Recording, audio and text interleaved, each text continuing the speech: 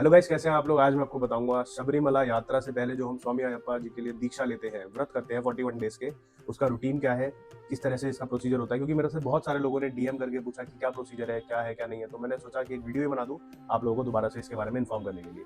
तो चलिए शुरू करते हैं। तो दोस्तों, सबरीमला टेम्पल जाने से पहले कुछ रूल्स एंड रेगुलेशन है जिन्हें हमें फॉलो करना है। जैसे कि सबसे पहले तो हमें स्वामी अयप्पा के किसी टेम्पल में जाके वहां पे अयप्पा दीक्षा लेनी है, जिसके बाद आपके 41 डेज के फास्ट शुरू हो जाएंगे। अयप्पा दीक्षा में वहां मंदिर में गुरु स्वामी होते हैं। गुरु स्वामी आपको माला अभिषेक के थ्रू सबसे पहले मंत्रों से क्लेंस करते हैं आपके माइंड एंड बॉडी को, और आपको माला पहनाई जाती है। माला बेसिकली तुलसी माला या फिर कुछ टाइप्स की माला होती है, स्पेशल माला, उनको पहनते हैं स्वामी अयप्पा के पेंडेंट के साथ। तो ये एक तरीका है दोस्तों। तो दोस्तों, माला अभिषेक होने के बाद आपका जो सबसे पहला व्रत का रूल है वो ये है कि आपको अर्ली मॉर्निंग उठना है 4:30 या 5 AM के अराउंड, जिसमें आपको सूरज निकलने से पहले नहा लेना है।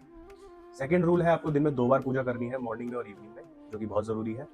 इसके इसके बाद जो तीसरा रूल है, आपको काले कपड़े पहनने हैं। जनरली आप ब्लैक कलर की लुंगी पजामा या फिर आप शर्ट पहन सकते हैं। ब्लैक कलर के ही कपड़े आपको ट्राई करना है कि पहनने हैं। जब तक आपने माला पहनी हुई है, आपको अपना माइंड एंड बॉडी को क्लेंज रखना है, एक ब्रह्मचारी की तरह रहना है। नो फैप, और नो फैप के साथ साथ आपको अपने विचारों को भी साफ रखना है। ब्रह्मचर्य का मतलब सिर्फ और सिर्फ फैप से रिलेटेड नहीं है, it is also about cleaning your mind and thoughts. क्योंकि जनरली आपने देखा है, जब आप सिटी लाइफ में रहते हैं तो यहाँ पे संगत खराब होने के चक्कर में आप लोग गलत तरह का आचरण रखते हैं, गलत तरह की सोच लेके आगे बढ़ते हैं। बट जब आप ये व्रत करेंगे तो आप अपने पुराने वर्जन को पीछे छोड़ के समझेंगे कि नई नई चीज़ों और नए नए एक्सपीरियंसेस आपको क्या क्या सिखा सकते हैं, और ये जो चीज़ें हैं, ये फैप वगैरह, इन सबसे आप अपने आप को कैसे ऊपर उठा सकते हैं। इस व्रत के दौरान आपको चप्पलें भी नहीं पहननी होती हैं, चप्पलें भी अवॉइड करनी होती है, जमीन पर सोना होता है। ये एक बहुत इंपॉर्टेंट चीज़ है। जब आप खाना खाते हैं तो खाना आपको सात्विक खाना है, बेसिकली बिना लहसुन प्याज का खाना खाना है। ट्राई करें कि दिन में एक ही बार खाना खाएं, इवनिंग में। क्योंकि व्रत का पर्पस सिर्फ और सिर्फ ये नहीं होता कि हम भगवान को डेडिकेट करने के लिए करें, बट ये अपनी बॉडी को क्लियर करने के लिए भी, और बॉडी को रेस्ट करने के लिए भी हम व्रत करते हैं। इससे हमारा वेट लॉस होता है, और अगर आपका वजन ज्यादा है तो डेफिनेटली। बाकी अगर आप चाहें तो मिनिमम 2 मील्स खा सकते हैं दिन की। एक मील को आपको स्किप करने करना होता है। एनी हाउ, प्रेफरेबल है कि मॉर्निंग में फ्रूट्स ले लें और इवनिंग में आप अपना प्रॉपर एक सात्विक मील ले लें विद सम स्वीट, भोग लगाने के बाद भगवान को। सो गाइज, यही थे कुछ स्वामी अयप्पा दीक्षा के रूल्स। आपको एक गुरु स्वामी के गाइडेंस में इन रूल्स को फॉलो करना है, जिससे कि आप कोई मिस्टेक ना करें।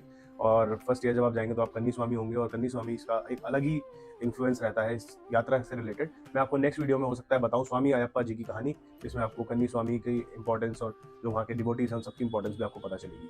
सो दोस्तों, स्वामी अयप्पा का जो सबरीमला टेम्पल है, ये जनरली ओपन होता है कार्तिक महीने में, नवंबर टू जनवरी। जनवरी मकर संक्रांति पे बंद हो जाता है। और जो ये तीर्थ यात्रा चलती है प्रॉपर, ये नवंबर, दिसंबर एंड जनवरी के मंथ तक चलती है।